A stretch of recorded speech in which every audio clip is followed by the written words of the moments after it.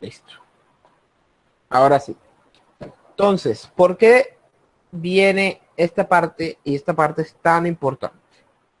Gran parte de los atributos de la mecánica de fluidos o de todas las aplicaciones de los fluidos viene en el desarrollo o en el trabajo de un fluido a lo largo de una tubería.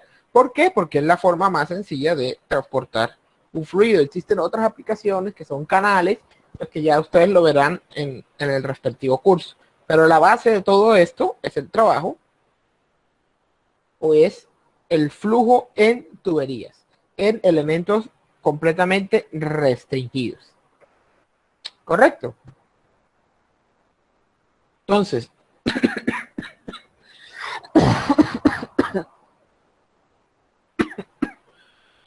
como ya les venía diciendo, el flujo de un líquido de un gas a través de una tubería o ductos se usa comúnmente en sistemas de calefacción, enfriamiento o en redes de distribución de fluido. Básicamente se utiliza en cualquier proceso en el que necesitemos hacer un transporte de un fluido de un lugar a un lugar B. ¿Listo? Entonces, en estos sistemas de flujo de tubería, hay que tener en cuenta un factor muy importante y es un factor que no habíamos tenido en cuenta hasta ahora, y es el factor de la fricción, que dentro de los fluidos se conoce como la viscosidad. Entonces, la fricción, muchas veces, y ya lo veníamos hablando en la parte de la ecuación de energía, la fricción nos genera unas pérdidas energéticas. Esas pérdidas energéticas se pueden reconocer en dos elementos importantes, o en una caída de presión o en una pérdida de carga. Ambas representan lo mismo, solo que en formas de expresiones diferentes. La una se expresa en unidades de presión como los pascales y la otra en pérdida de carga como los metros. ¿Listo?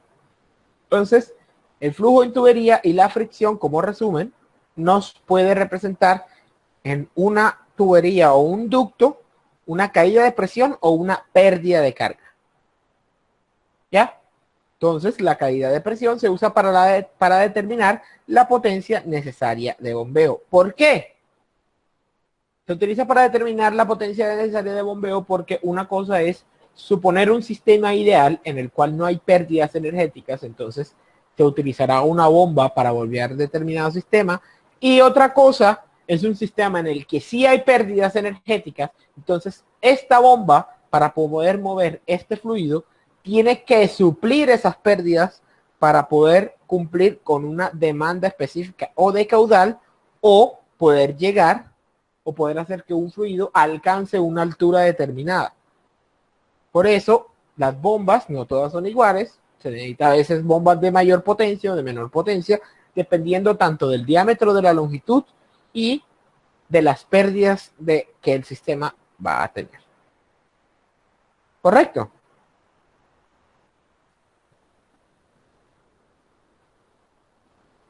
¿Estamos claros hasta aquí? Listo. Entonces, antes de empezar con el flujo en tuberías, es necesario hacer una diferencia entre lo que es una tubería y un ducto. ¿Quién me dice cuál es la diferencia?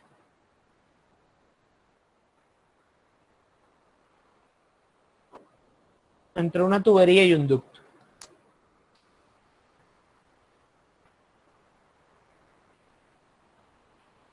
Si la primera vez es la forma, pues. Según lo que se ve en la forma, ¿y cuál es la diferencia? Por eso. Que uno transporta agua y el otro aire. No necesariamente aire. A ver, la diferencia entre una tubería y un ducto es, primero, la geometría. Cualquier elemento circular se le va a denominar tubería. Cualquier elemento diferente a algo circular se le va a denominar ducto. Segunda diferencia, los tubos están diseñados principalmente para trabajar con líquidos, porque los líquidos requieren mayores presiones de trabajo y los tubos tienen la capacidad, por su misma geometría, de aguantar mayores presiones, mientras que un ducto está hecho principalmente para trabajar con gases, no necesariamente aire, gases en general. ¿Por qué? Porque requieren menos presiones. ¿Listo? Entonces ya saben, cuando les estén hablando de un tubo y de un ducto, ya saben cuáles son las diferencias. ¿Listo? Sí, Saf. Perfectísimo. Entonces, retomemos algo que ya habíamos visto anteriormente al comienzo del curso y es la definición del flujo laminar y el flujo turbulento. Lo que podemos recordar, flujo laminar es un flujo que se caracteriza por ser un flujo muy ordenado en el que la corriente se puede diferenciar en líneas de corriente suaves y de movimiento simple. Básicamente, si nosotros observamos o inyectamos una línea de colorante a través de un flujo, el cual sea laminar, el colorante va a tornar en una línea completamente recta. Mientras que el régimen turbulento o un flujo turbulento es aquel que se caracteriza por un flujo completamente desordenado, ¿cierto? Y hay fluctuaciones de la velocidad a lo largo del perfil de la tubería y presenta un movimiento completamente desordenado. Entonces, si inyectamos colorante, vamos a ver cómo este colorante se disipa a lo largo de la longitud del tubo de forma errante. Es un movimiento más bien aleatorio. ¿Es claro?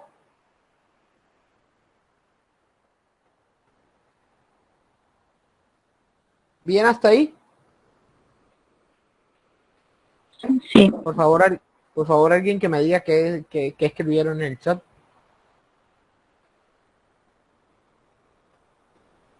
Sí. Listo. Bueno, y ahora añadimos un tercer elemento a las definiciones previas que habíamos hecho antes y es la transición. Ocurre que para pasar de un flujo laminar a un flujo turbulento, este cambio no se hace abruptamente, sino que se hace gradualmente, ¿cierto?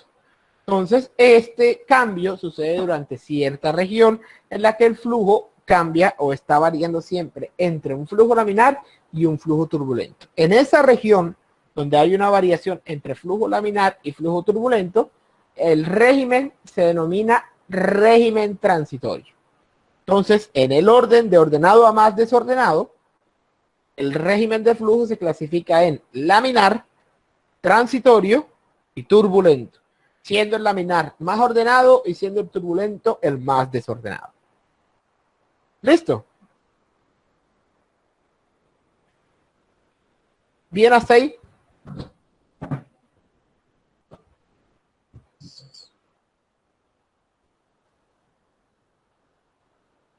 Señor.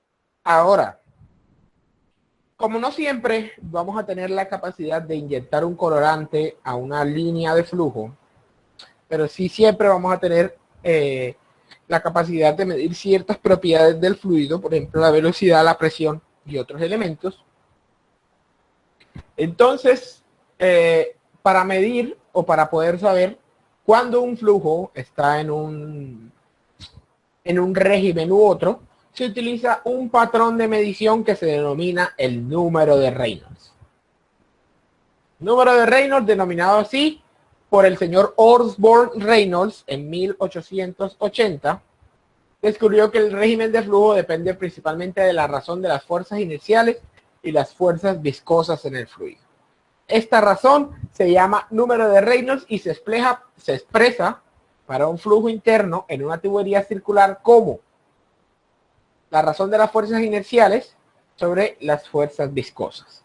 Y eso es igual a la velocidad promedio por el diámetro sobre la viscosidad cinemática o la densidad por la velocidad promedio por el diámetro sobre la viscosidad dinámica. Ojo, cinemática y dinámica. Ya hemos definido previamente que eran esas viscosidades al comienzo del curso. ¿Cierto?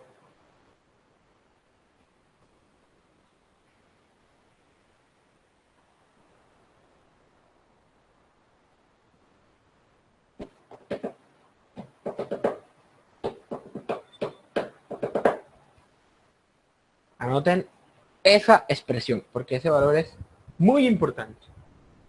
De aquí para adelante, prácticamente, cada uno de los ejercicios siempre vamos a tener que calcular un número de Reynolds para poder definir si el flujo es laminar o si el flujo es turbulento.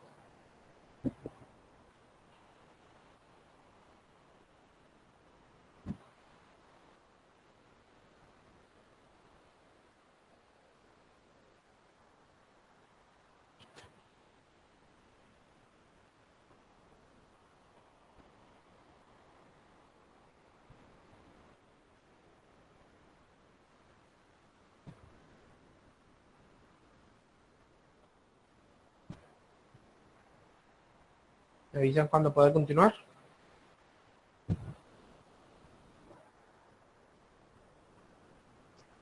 Ya, profesor. Listo. Perfecto. Ahora bien, se preguntarán entonces qué ocurre cuando no tenemos un diámetro, sino que tenemos ductos. Porque no siempre vamos a tener tuberías, sino que vamos a tener ductos con otras dimensiones. Entonces, para poder saber eso, ¿cierto? Para poder saber qué ocurre cuando tenemos flujos a través, o cómo conocer el régimen de flujo a través de elementos no circulares, se calcula un elemento que se llama el diámetro hidráulico.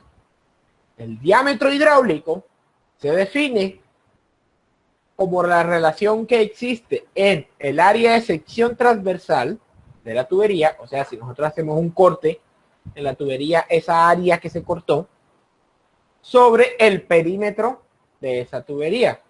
Y se calcula como 4 veces el área de sección transversal sobre el perímetro. ¿Y cómo funciona eso? Eso funciona con el fin de establecer un diámetro o suponer un diámetro circular para un ducto que tenga una geometría cualquiera que no sea circular.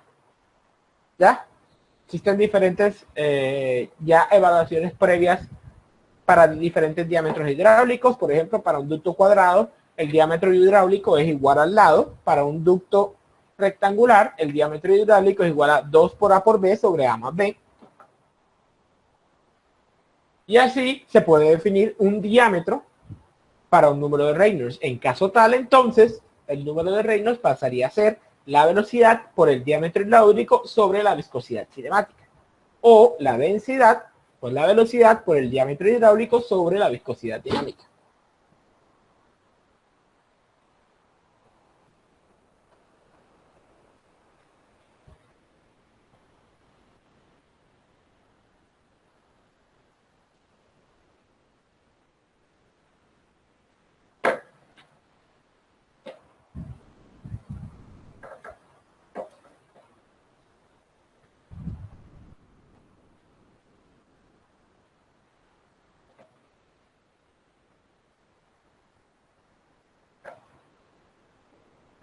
Ahora, punto importante. El punto o el sitio donde el número de Reynolds se vuelve turbulento, o básicamente, sí, se vuelve turbulento, se llama número de Reynolds crítico. Y va a depender de la geometría y las condiciones de flujo. ¿Cierto? En la mayoría de las condiciones prácticas, el flujo en una tubería circular, ¿cierto?, se denomina laminar cuando es por encima de 2300, transicional, perdón, laminar cuando está por debajo de 2300, transicional cuando está entre 2300 y 4000, y turbulento cuando está por encima de 4000. Entonces, en una tubería circular, el número de Reynolds crítico es de 4000.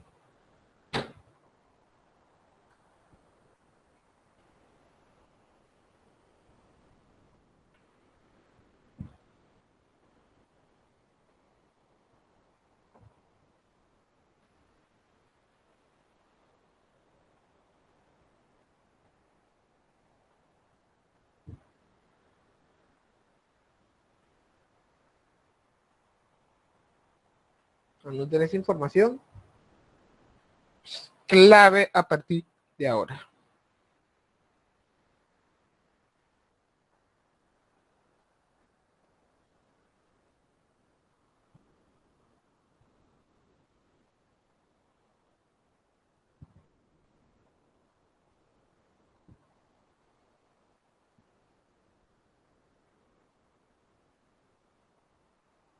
Profesor, ¿me puedes repetir, porfa, lo de qué depende el número de críticos? El reino crítico simplemente depende de la geometría y de las condiciones de flujo. Y básicamente, para un flujo en una tubería circular, es laminar cuando es inferior a 2300, transicional cuando está entre 2300 y 4000, y turbulento cuando está por encima de 4000.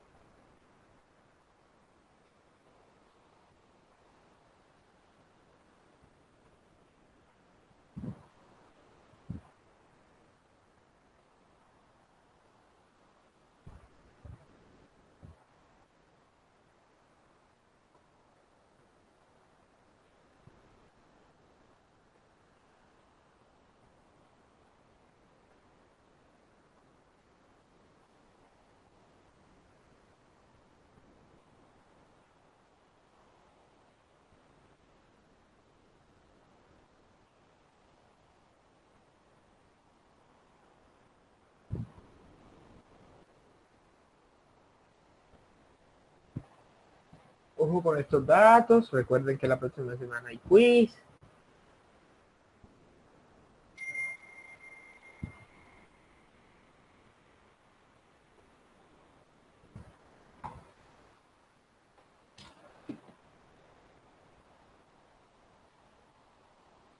Avisen cuando pueda continuar.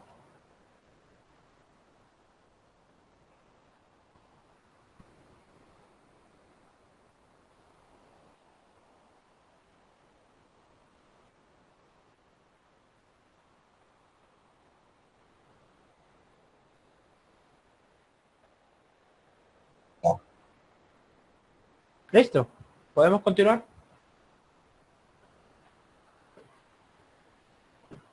Vale.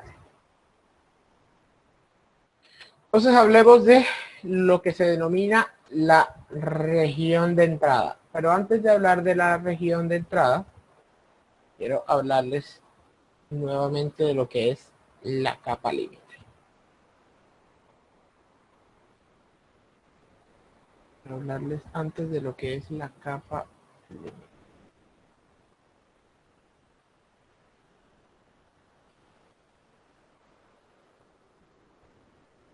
Me imagino que todos nos acordamos de qué era la capa límite, ¿no?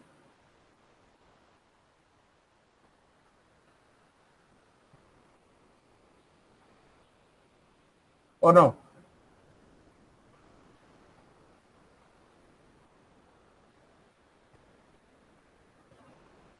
Hola. Hola, hola, hola, hola, hola, hola, hola, hola. Más o menos.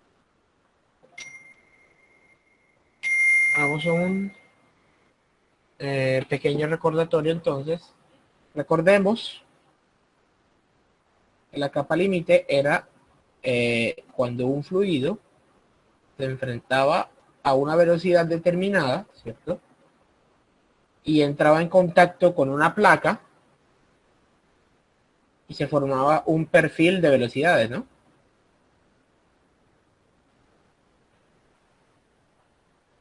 Y que debido a la condición de no deslizamiento, la velocidad en el punto justo donde el fluido se encontraba en contacto con la placa era 0. cero, ¿cierto? Eso era la famosa capa límite. La capa límite era el punto donde los efectos viscosos tenían efecto y se reducía la velocidad por efecto de la viscosidad del fluido que se encontraba en contacto directo con la placa, ¿cierto? Perfecto. Ya haciendo ese recorderis, Ahora imaginémonos una tubería. Vamos a hacerlo aquí con un rectángulo. Y le borramos aquí.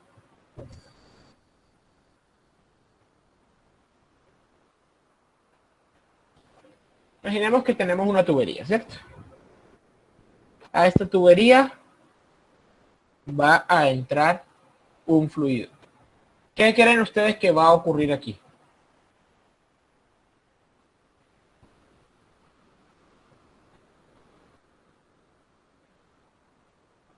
El fluido va a... En un momento inicial, el fluido va a entrar y va a estar todo exactamente a la misma velocidad. Sin embargo, con el tiempo, debido a la condición de no deslizamiento, ¿qué va a empezar a ocurrir? Se va a empezar a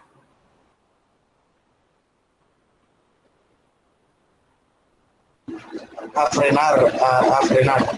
se va a empezar a frenar, es correcto. ¿Cierto?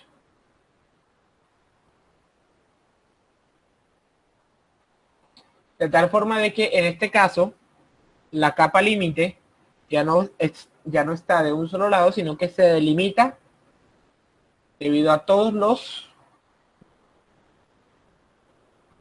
alrededores de la tubería, ¿cierto? O sea que hay una condición de no deslizamiento acá arriba y una condición de no deslizamiento acá abajo. Eventualmente, la capa límite va a ir obteniendo una forma con el tiempo de una parábola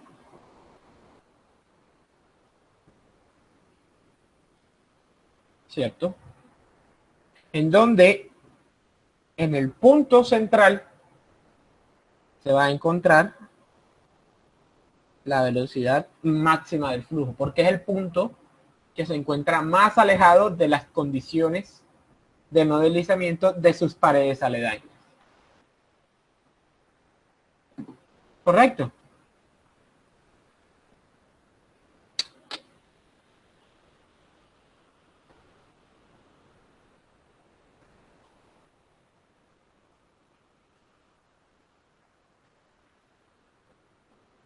Sí, señor. Perfecto. Entonces, una vez establecido eso, ya podemos retomar la presentación. Entonces, la región de entrada. Ya vemos de la región de entrada.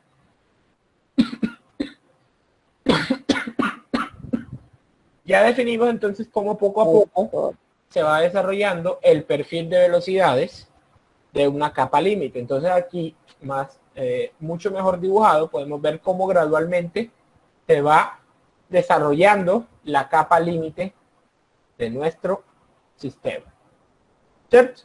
Donde en la punta, ¿cierto? En la punta del flujo se va a desarrollar la velocidad máxima y en la mitad del desarrollo de esa capa límite se puede considerar que se llama la velocidad promedio, que es la velocidad, así como su nombre lo dice, la velocidad promedio que hay entre la velocidad cero y la velocidad máxima. ¿Cierto?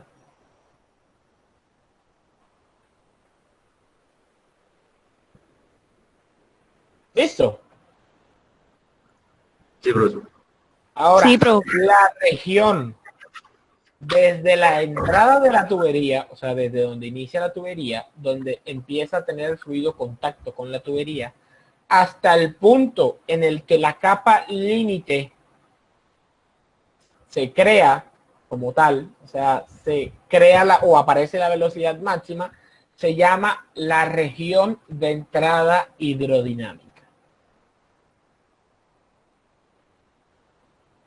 ¿Cierto? Que es la distancia necesaria para que un fluido se desarrolle hidráulicamente. ¿Ya? Y a esa longitud se le conoce como la longitud de entrada hidrodinámica. Nuevamente, la longitud de entrada hidrodinámica es la longitud necesaria en una tubería para que el fluido se desarrolle hidrodinámicamente, es decir, se genere completamente la capa límite.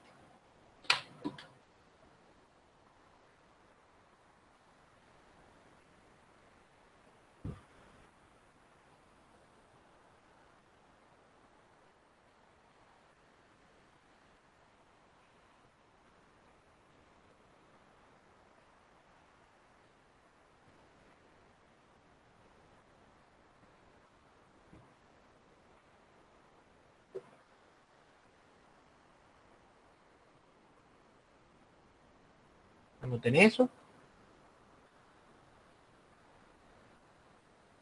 ¿Puedes repetir, por favor? La longitud de entrada hidrodinámica es la longitud necesaria para que un fluido se desarrolle hidrodinámicamente, es decir, se desarrolle completamente el perfil de velocidades de la capa límite.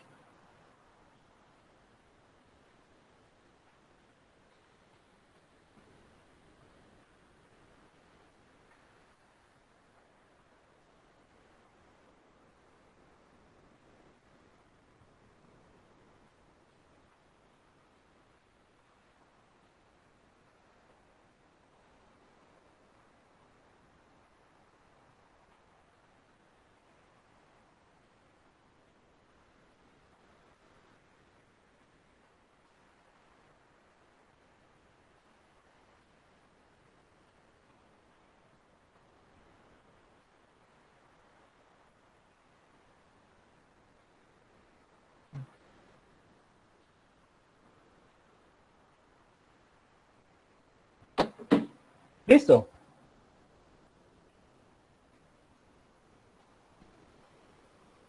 Sí, profesor. Perfectísimo.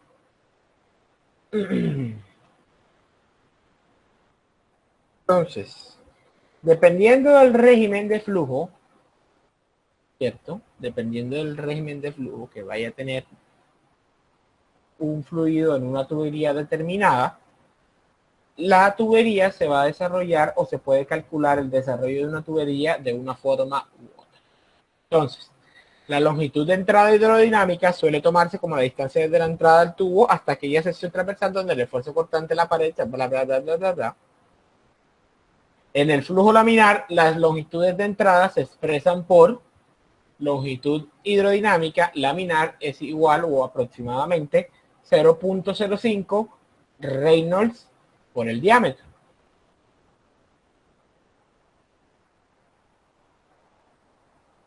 Y para un flujo turbulento, la longitud hidrodinámica se define como 10 veces el diámetro.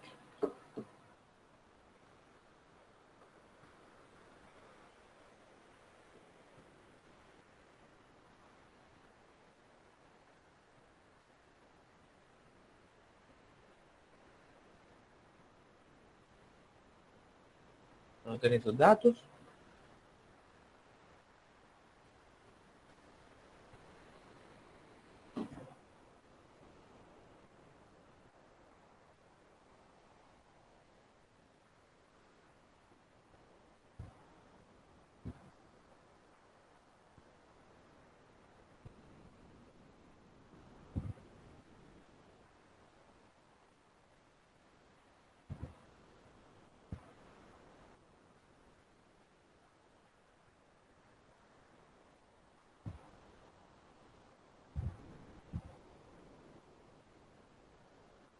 Entonces, esto es muy fácil. El cálculo de la longitud de entrada. Entonces, vamos a hacer aquí un micro ejercicio. Entonces, considere el flujo de aceite a 20 grados centígrados, ojo, aceite a 20 grados centígrados, a una velocidad promedio de 2 metros por segundo, en una tubería de 30 centímetros de diámetro. Una sección de 200 metros de largo de la tubería horizontal pasa por aguas heladas de un lago a 0 grados centígrados. Calcule el flujo másico, el número de Reynolds y la longitud de entrada hidrodinámica.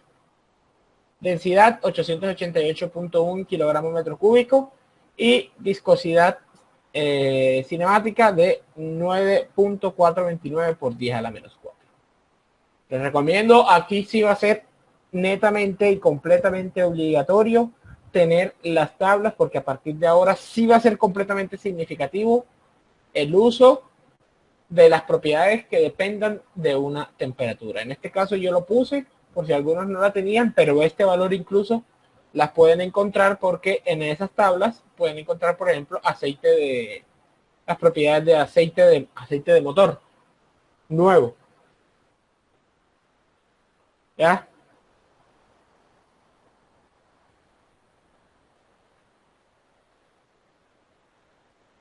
Pero no se supone que nosotros vamos a trabajar con agua. No necesariamente. Un fluido es un Ahora, fluido. ¿O no? Sí. El aceite es un fluido. Estamos en mecánica de fluidos, no mecánica de agua. ¿Ya? Entonces, si quieren pueden ir, los que tienen las tablas pueden ir a hacer esa tarea de ir buscando el aceite a 20 grados centígrados, aunque ya ahí tenemos las propiedades. Entonces, esto es muy, muy, muy sencillo. Vamos aquí. Y vamos a hacer estos cálculos. Entonces, tenemos aceite a 20 grados centígrados. Entonces,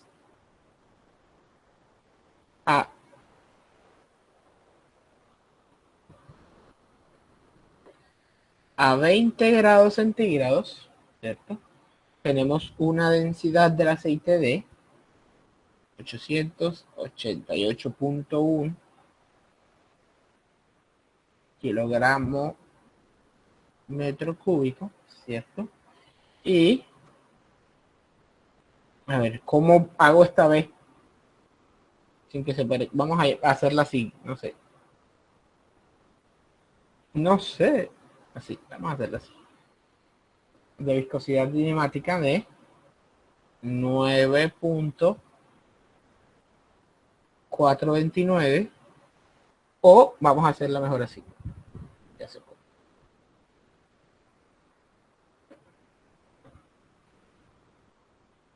Diferente a la de volumen específico. ¿Les parece? Quizás. Por 10 a la menos 4 metro cuadrado sobre segundo, ¿cierto?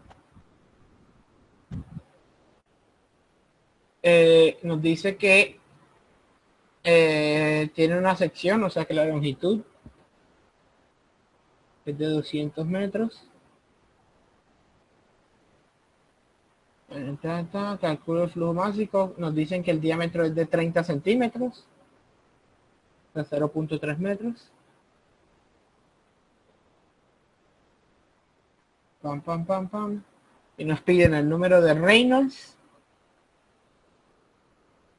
Nos piden el flujo másico.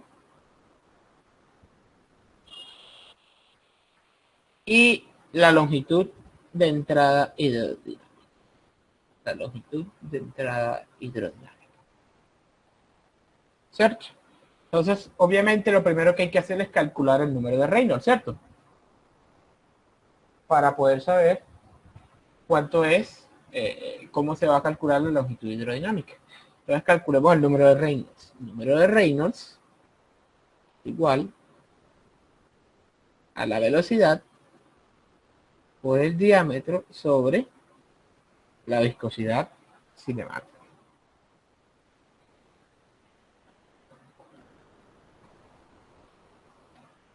Nos daban la velocidad, ya ni me acuerdo.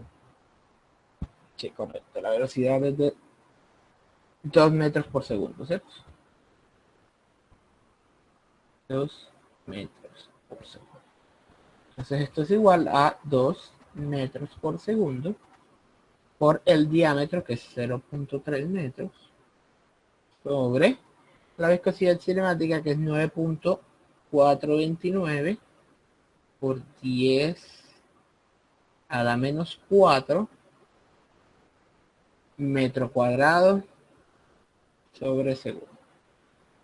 Metro cuadrado sobre segundo, con metro y metro se va, segundo sobre segundo también se va, y eso nos queda entonces que el Reynolds es un número adimensional. ¿Cuánto nos da? Da 636.33. 636 apenas, seguro. Punto 3347. 636.3347. 47. Sí, apenas ese poquitico. Sí. Ah, bueno, bien. Yo pensaba que iba a ser turbulento. Bueno, entonces según esto, ¿en qué régimen estamos? Puedo laminar. En flujo, es un flujo laminar. Listo. Entonces ahora podemos calcular la longitud hidrodinámica para un flujo laminar. ¿A qué es igual la longitud hidrodinámica para un flujo laminar? A 0.05 Por Reynolds por el diámetro. por Reynolds por el diámetro. Ya tenemos el Reynolds, tenemos el diámetro. ¿Cuánto nos da eso?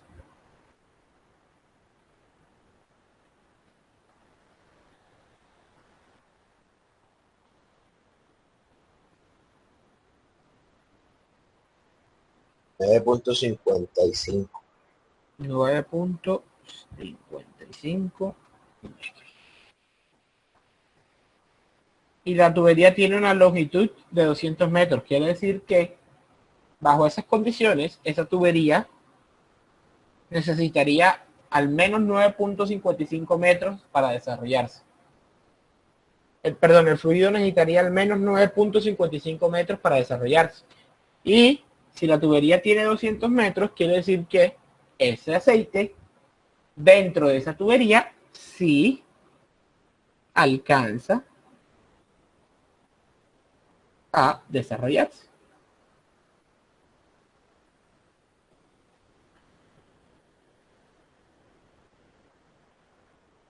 ¿Cierto?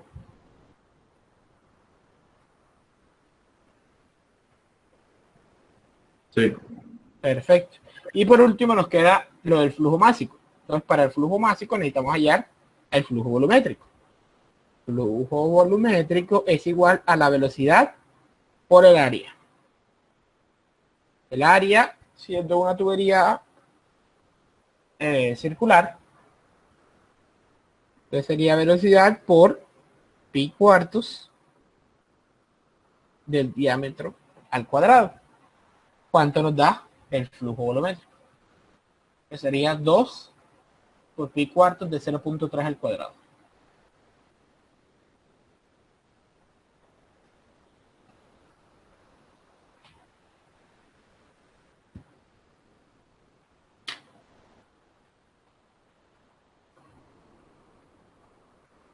$0.1414.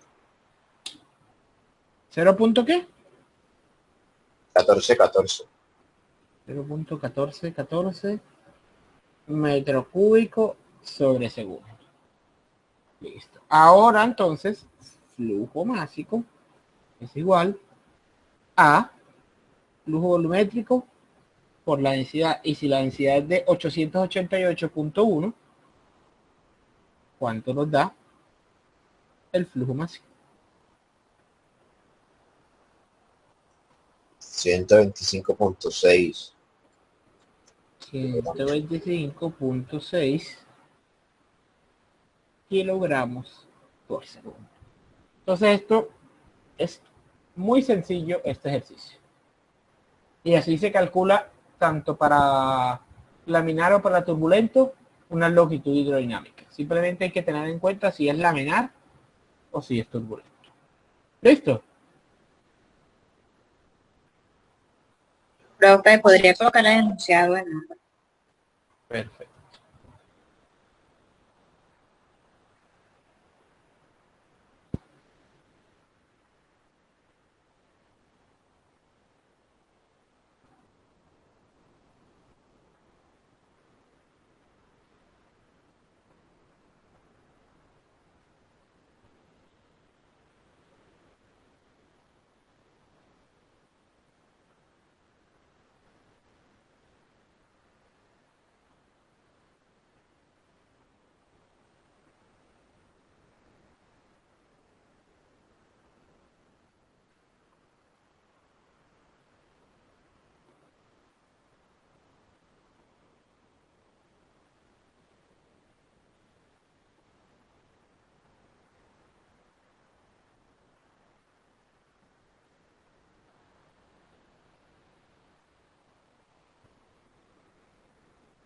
¿Listo?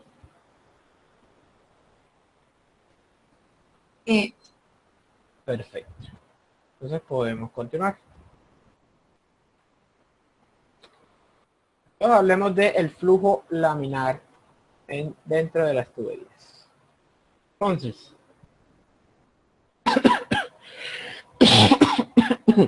Para un flujo laminar que se encuentra completamente desarrollado, ¿cierto? U sub R viene siendo la velocidad en función del radio. ¿Cómo así que la velocidad en función del radio? Pues vemos aquí el dibujo que teníamos inicialmente, ¿cierto? Y entonces, si nosotros nombramos R mayúscula como la distancia que hay desde el borde de la tubería hacia el centro, ¿cierto? Es donde se encuentra la velocidad máxima. Y si nosotros nombramos R minúscula a cualquier posición entre 0 y R mayúscula, ¿cierto? En donde se encuentra una velocidad cualquiera en el perfil de velocidades, ¿cierto? Podemos llegar a la deducción que la velocidad en función del diámetro es equivalente a 2 veces la velocidad promedio, que multiplica a 1 menos el radio menor al cuadrado sobre el radio mayor al cuadrado. Esa expresión nos permite conocer, si se conoce la velocidad promedio, nos permite conocer cuánto es la velocidad en cualquier punto del perfil de la capa libre.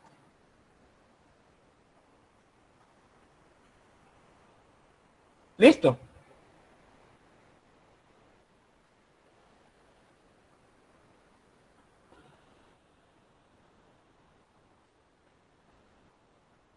Y a partir de esa expresión, entonces se puede deducir que la velocidad máxima del flujo es igual a 2 veces la velocidad promedio.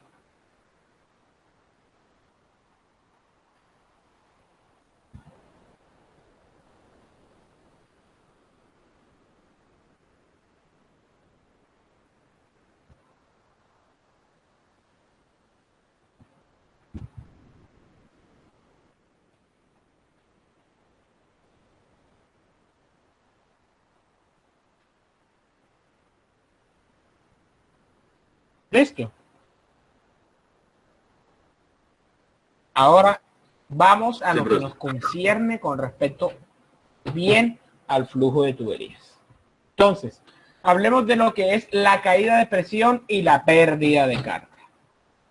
Entonces, en la práctica es conveniente expresar la pérdida de presión para todos los tipos de flujos internos, ya sea laminar, turbulento o transitorio, de la siguiente forma. Delta PL es igual a F por L sobre D por la densidad por la velocidad promedio al cuadrado sobre 2. O en términos de carga como delta PL sobre rho G, o como se ve en esa expresión, HL es igual a F por L sobre D por la velocidad promedio al cuadrado sobre 2G. Siendo delta PL,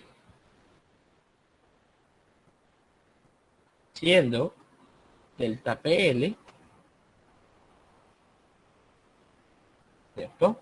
La caída de presión medida, vamos a llamar este el punto 2, vamos a llamar este el punto 1, siendo la diferencia entre la presión 2 menos la presión 1.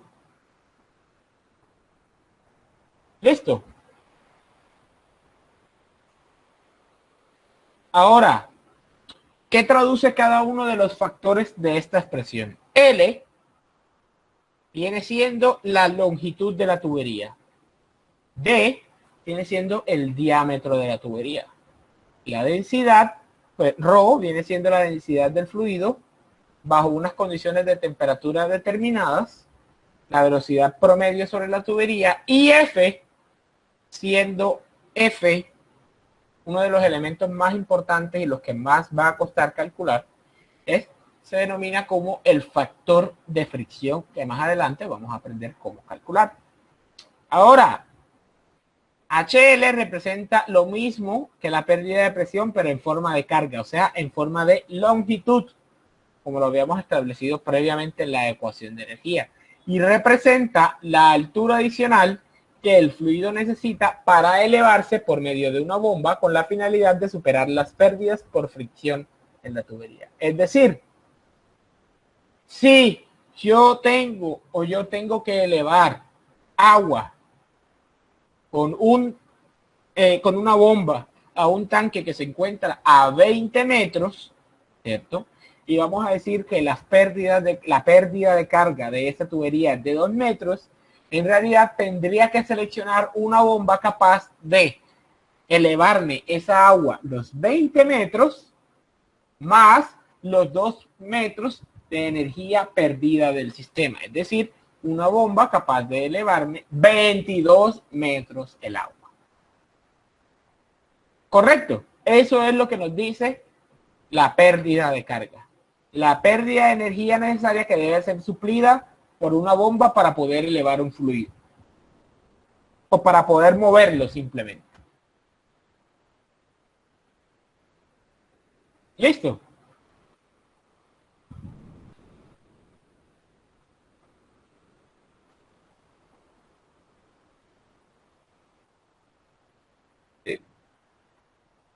¿Estamos bien?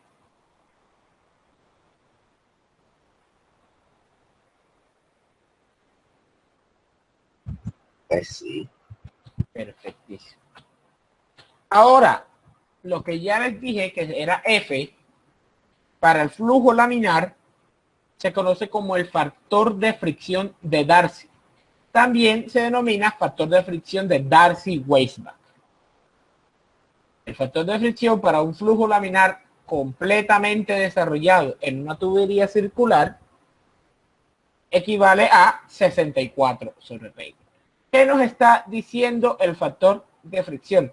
Básicamente, cuánto de la energía cinética del fluido porcentualmente se está transformando o se está perdiendo en el sistema. Por eso es que es un factor que se multiplica por la pérdida de presión. ¿Cierto?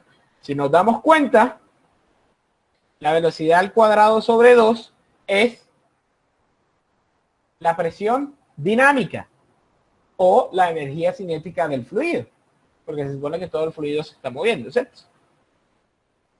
Entonces, para flujo laminar, ojo, para un flujo laminar totalmente desarrollado, el factor de fricción de Darcy o el factor de fricción de Darcy-Weisbach para una tubería circular se mide como 64 sobre Reynolds. Y esta ecuación muestra que en el flujo laminar el factor de fricción solo es función del número de Reynolds y es independiente de la rugosidad de la superficie de la tubería. O sea que conclusiones que podemos ir sacando para un flujo laminar, no importa el material del que esté hecho la tubería.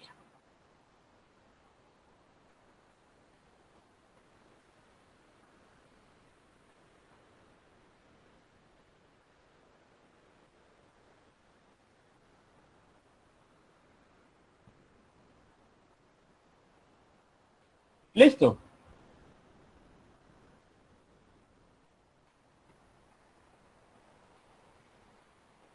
Anoten eso, principalmente este es el que van a utilizar 64 sobre Reynolds.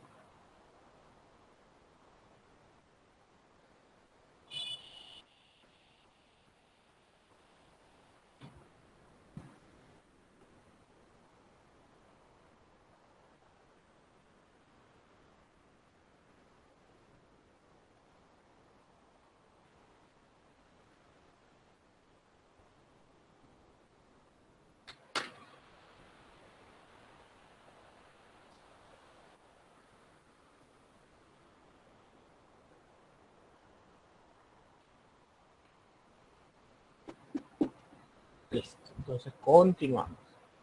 Ahora vamos a calcular, vamos a aprender cómo se calcula la potencia de una bomba en función únicamente de las pérdidas. Ojo, cuando ya se conoce la pérdida de presión o pérdida de carga, la potencia de bombeo necesaria para superar la pérdida de carga de una tubería, ojo, horizontal, se determina a partir de La potencia de la bomba es igual al flujo volumétrico por la caída de presión o al flujo volumétrico por la densidad por la gravedad por la pérdida de carga o flujo másico por la gravedad por la pérdida de carga. Las tres fórmulas son fórmulas equivalentes.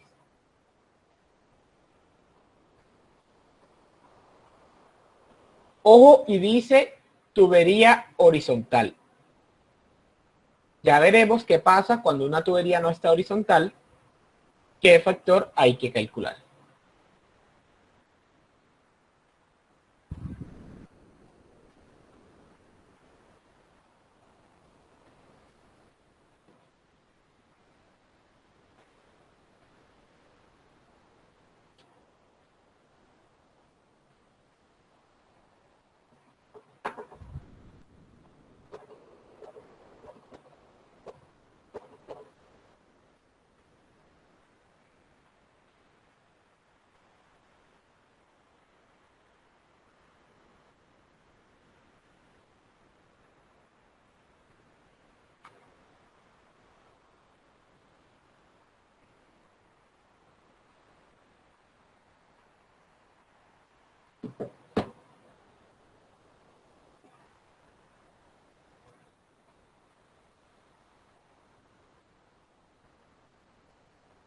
Continuamos entonces.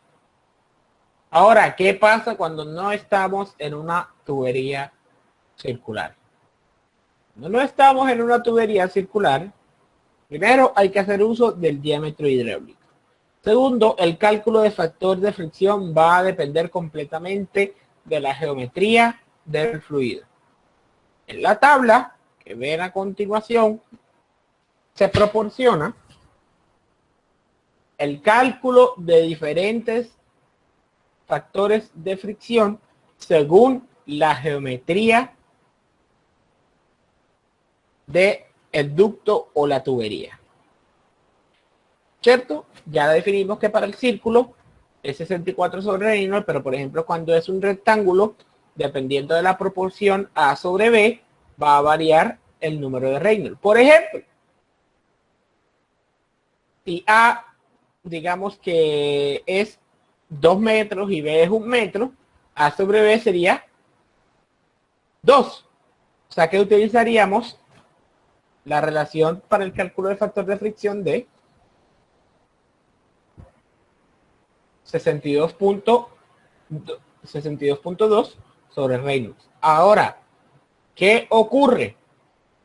¿Qué pasa si, por ejemplo, está entre dos valores? Por ejemplo, si A es 2.5 y B es 1, ¿cuánto nos daría A sobre B?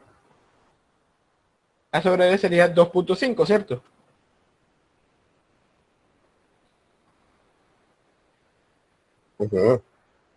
Entonces, ¿cómo hacemos? Habría que utilizar la interpolación entre los valores que están en la tabla. Si se dan cuenta, el valor que siempre se mantiene constante es sobre Reynolds. Por lo tanto, para 2.5 simplemente usted interpola. Para 2 es 62.2, para 3 es 68.36. Entonces, para 2.5, ¿cuánto es ese valor? Y eso ya entre Reynolds les da el factor de fricción.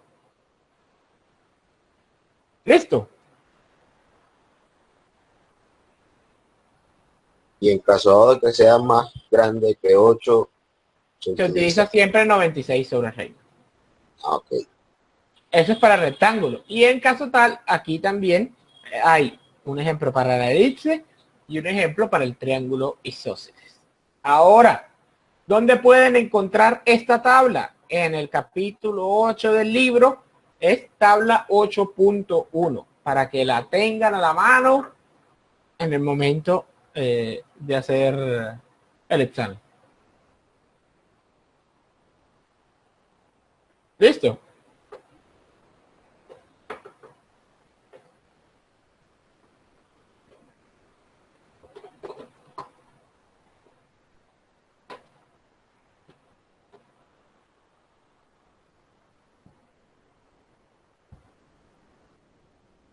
¿Bien o no bien? Hasta ahora esto va sencillo.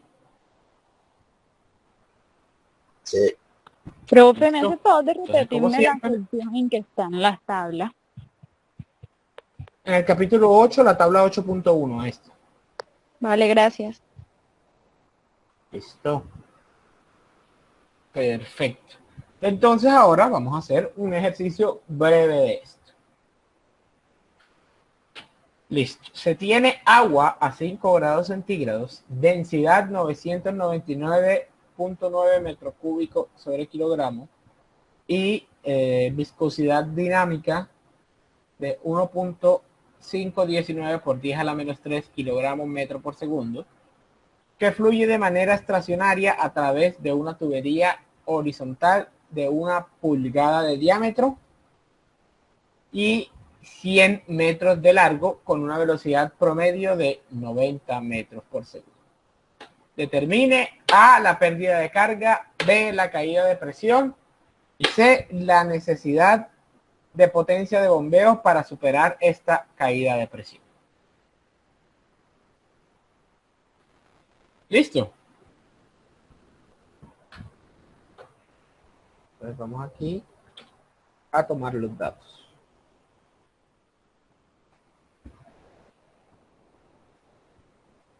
Entonces, tenemos agua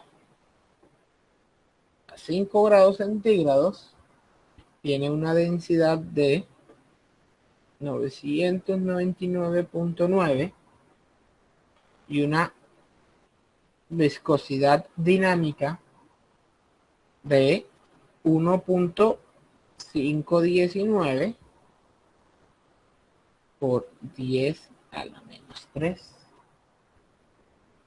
kilogramos metro por segundo. Si quieren saber de dónde salen estos valores, váyanse a la tabla, ¿cierto? A la tabla de agua líquida saturada que les mandé a sacar del apéndice 1 y busquen a una temperatura, probablemente la de 5 grados no esté, y busquen a una temperatura de 5 grados centígrados los valores. Si no encuentran los valores, tienen que interpolar. ¿Cierto?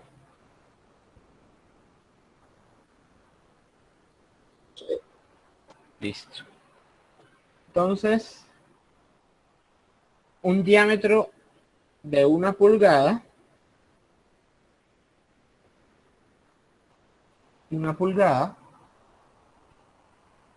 y una longitud de 1000 metros con una velocidad promedio de 90 metros por segundo.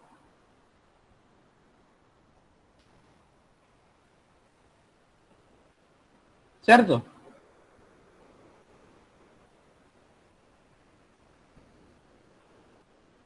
Sí. Listo. Entonces, ¿qué hacemos primero?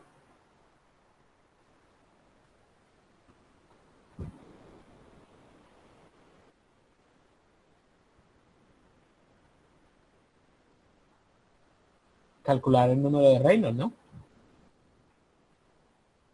Sí.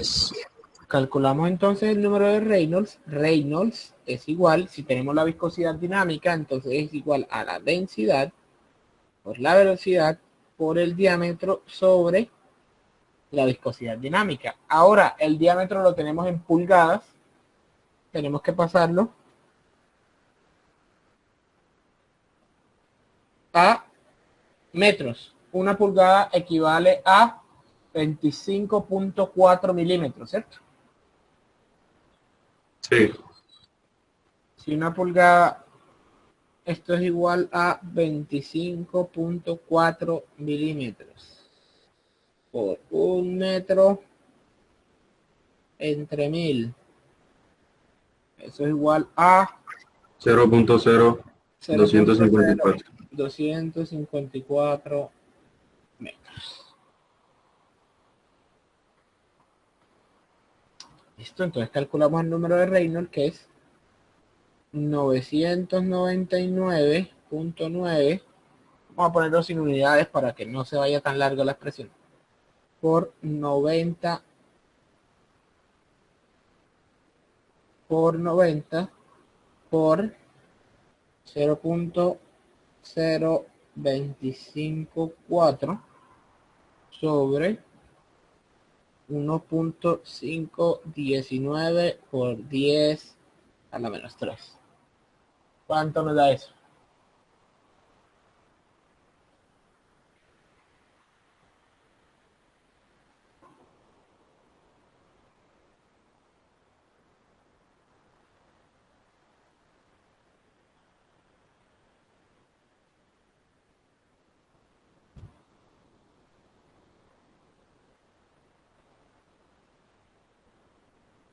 Un millón 504.786.96. 1.000.000. Sí. 1.000.000. Entonces no podemos Sí. hacer este ejercicio. Entonces seguramente escogí mal al ojo.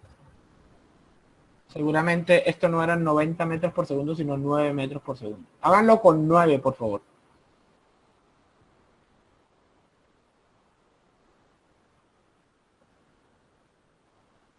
$150.478.69. No. Hay algo... Parece que escogí mal este ejercicio.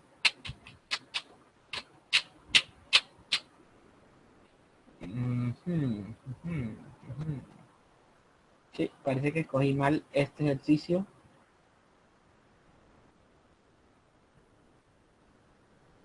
Porque nos está dando turbulento. Y la gracia es hacer el ejercicio para flujo laminar. A ver, a ver.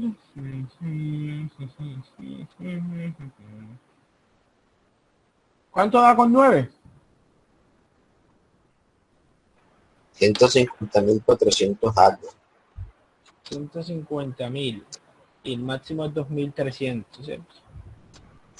Entonces yo saco una cuenta aquí. Para no modificar tanto el ejercicio.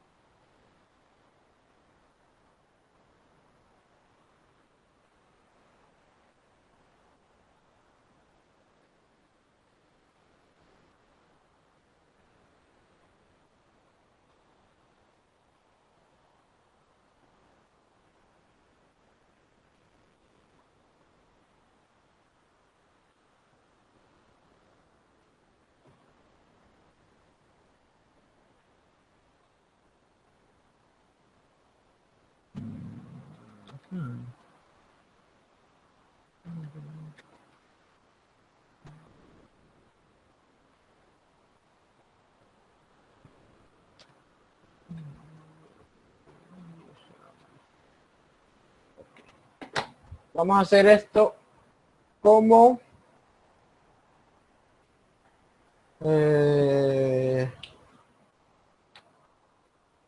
para no modificarlo tanto, que sea 9 centímetros por segundo.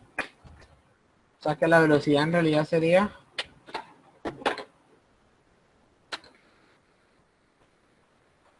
para no modificar tanto el ejercicio, porque si no, no podíamos ejemplificar. O sea, no es que esté malo, simplemente seguramente cuando lo vi, tiré la cuenta mal, seguramente. 9 centímetros sobre segundo, ¿cierto? A metros por segundo, ¿cuánto nos da?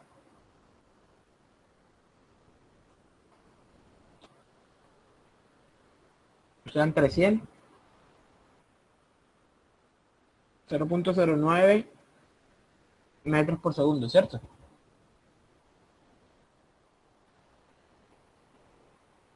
$1.504. Y esto nos da eso, ahora sí. 0.09 metros por segundo y eso sí nos da 1504.78. 78. Como es inferior a 2300, Laminato. es lámina. Correcto. Ahora sí. Ahora, como esto es circular, el ejercicio que nos pide. Nos pide primero la pérdida de carga, ¿cierto? Entonces, la pérdida de carga, para calcular la pérdida de carga necesitamos el factor de fricción, ¿cierto? Entonces, factor de fricción para un flujo laminar a través de una tubería circular se calcula como 64 sobre Reynolds, ¿cierto?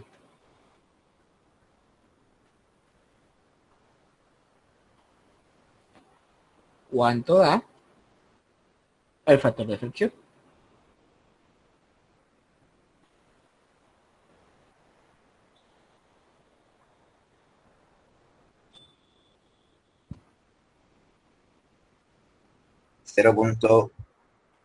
Después de, 0.0425.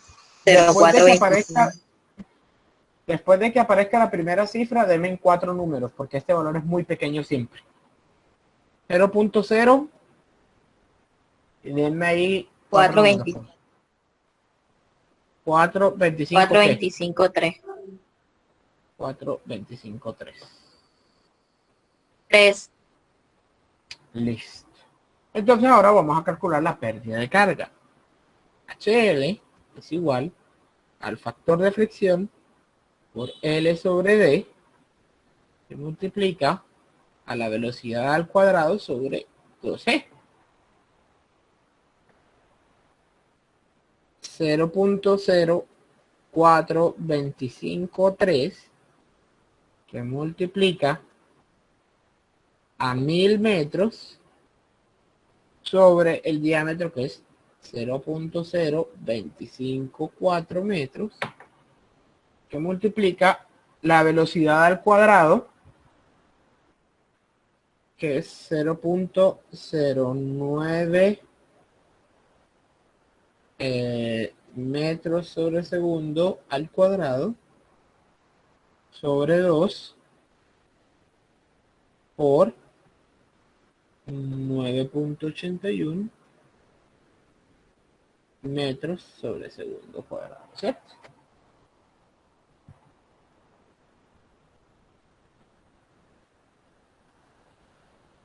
¿Cuánto nos da la pérdida de carga?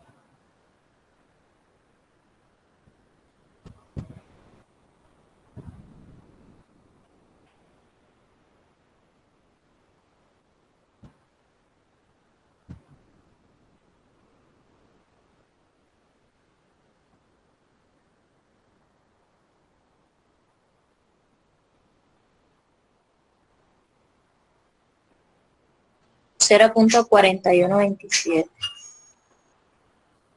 0.4127 metros. ¿Cierto? ¿A todos les dio lo mismo?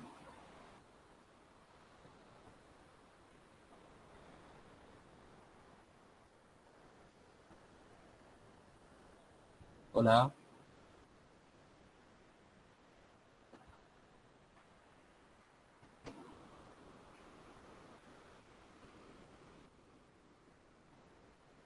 Hola, hola, hola, hola. A mi medio 0.6912. Bueno, 6. ¿a quién le creo entonces? Necesitamos que alguien más lo calcule.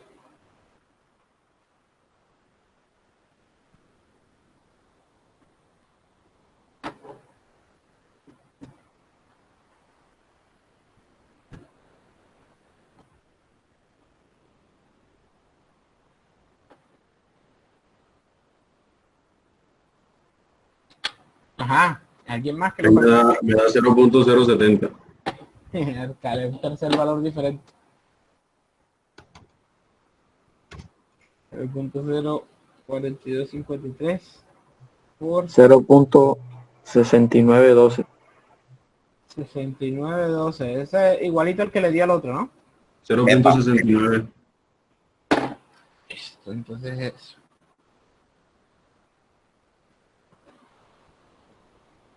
0.69, 12. 12 metros. ¿Listo? Entonces ya tenemos la pérdida de carga. ¿Y por qué no aparece el resto de lo que escribí?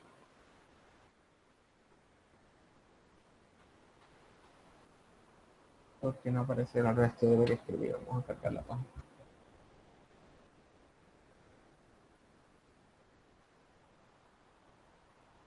Ahora sí. Listo. Esa es la pérdida de carga. Entonces, después nos piden la caída de presión. ¿Cómo calculamos la caída de presión?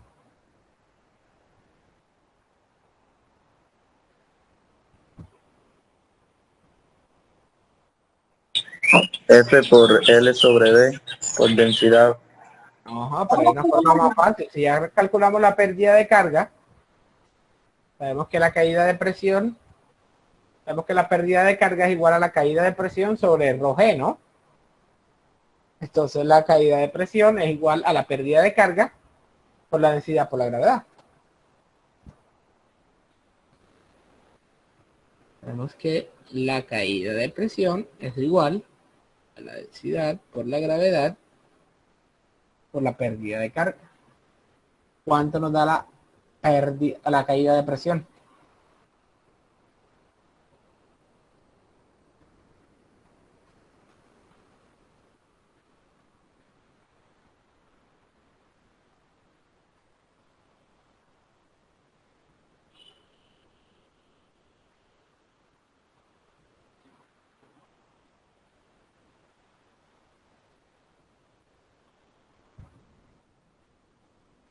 $6,779,99.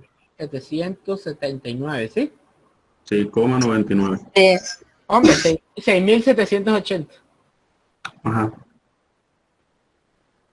6.780 pascales. Listo. Y lo último que nos pide el ejercicio es la necesidad de potencia de bombeo para superar la caída de presión. Entonces, potencia de bombeo es flujo másico por la gravedad por la pérdida de carga, ¿cierto? Entonces necesitamos calcular flujo másico. Sabemos que la velocidad es 0.09 metros por segundo. Sabemos que el diámetro es igual a 0.0254 metros, ¿cierto? Entonces, sabemos que flujo volumétrico es igual a velocidad por área, es igual a la velocidad por pi cuartos el diámetro al cuadrado. ¿Cuánto nos da el flujo volumétrico?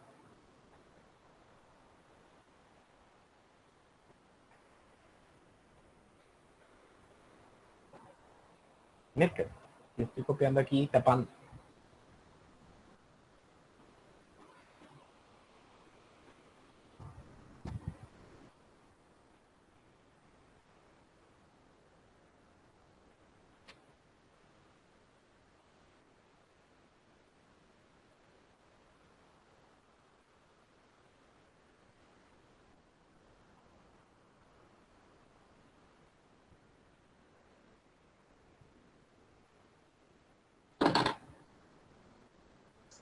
Cuatro punto 56 por 10 a la menos 5.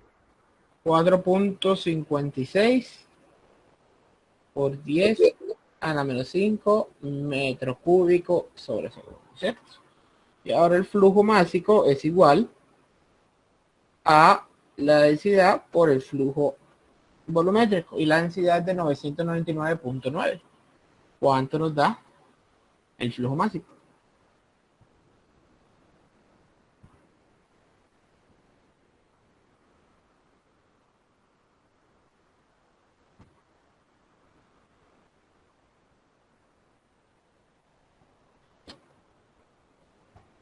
Cero punto 0455. 0.0455 kilogramos por segundo. Ahora entonces la potencia de la bomba es igual al flujo másico por la gravedad por la pérdida de carga. Y la pérdida de carga es de 0.6912,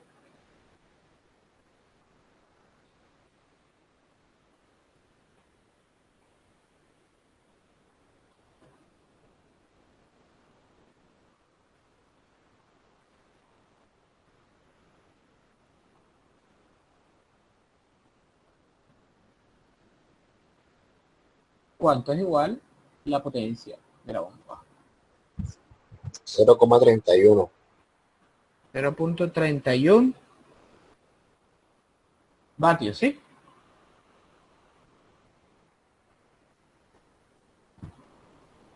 ¿Sí o no?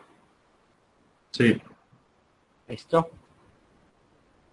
Una bomba súper chiquitita. Y listo. Con eso terminamos ese ejercicio.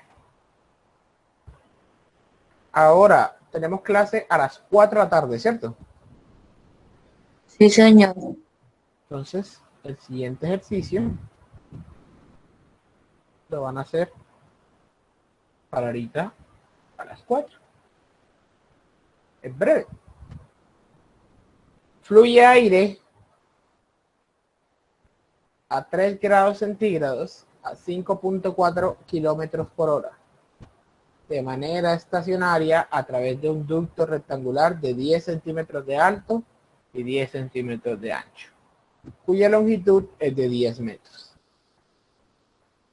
Calcule la caída de presión, la pérdida de carga y la necesidad de potencia de bombeo para superar esta caída de presión. En este caso, el bombeo es a través de un ventilador. La que se busca es la potencia del ventilador.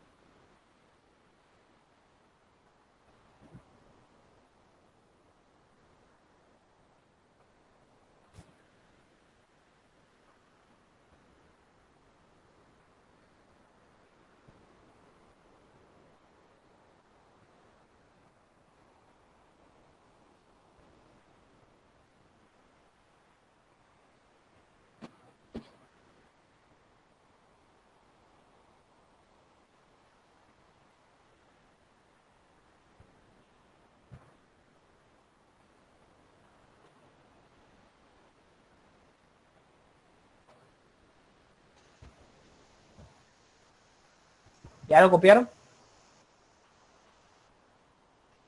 Sí, sí, profe. Bueno, con eso entonces terminamos la clase del día, bueno, de la mañana de hoy, la clase de la tarde. Continuaremos con esta temática, ¿cierto?